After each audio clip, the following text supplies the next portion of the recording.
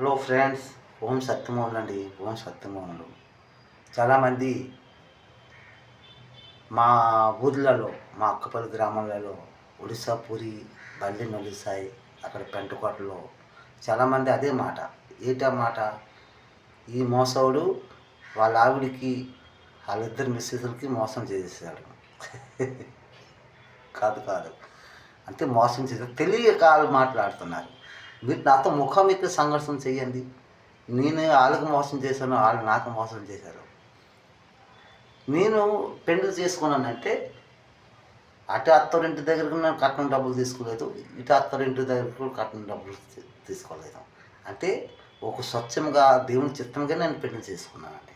Yes, నాకంటే డబ్బు అంటే నో నెవర్, నాకు ఆశే లేదు. నాకు ఇంత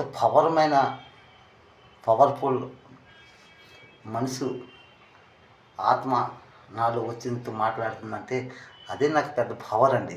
అదే నాకు పెద్ద ఆనందం, పవరు. ఇది కమాలమైన స్వరంలో మాట్లాడండి. అయితే ఇది కమాల్ మాటలు ఏంటంటే, ఇప్పుడు మా ముందావిడికి నేను కృష్ణకుమార్కి విడిచిపెట్టాను. ఎలా విడిచిపెట్టాను? వాళ్ళ అమ్మ నాన్నలు పెళ్లి చేశారా? లేదంటే మా అమ్మ నాన్నలు పెళ్లి చేశారండి? భూలోకమంత పీనికి ఆకాశమంత పందిరేసి నాకు పెళ్లి చేశారండి వీళ్ళు. ఈ మెద్దిన ఈలో ఉన్నాడు దళాల్లో, బోకర్లో అంటే వాళ్ళ కోపాలు వస్తాయి.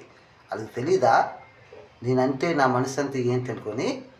నాది ఊరు అక్కపల్లి గ్రామం అండి. నీకు అన్యాయం జరిగింది, నువ్వు అక్కపల్లి పెద్ద మనుషులు పట్టుకున్న మీద మీటింగ్ పెట్టేసి నన్ను అడిగించాలి కానీ ముఖాముఖులటు.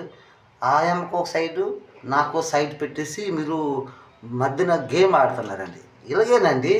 మా నాన్నగారికి ఒకప్పుడు సారా అలవాటు లేకపోతే తాగబెట్టేసి అక్కడ మా పెద్దమ్మ మోసేసమ్మ సారా తాగబెట్టేసి సంతం కొట్టేసి 14 చెట్లు, కొబ్బరి చెట్లు ఉన్నాయి. మా తాతగారు జీడి తోట కూడా అలాగే లాగేసుకున్నారండి. ఈ మా అక్కపుల్లి మోసాలు వీళ్ళు తక్కువ వాళ్ళు కాదండి.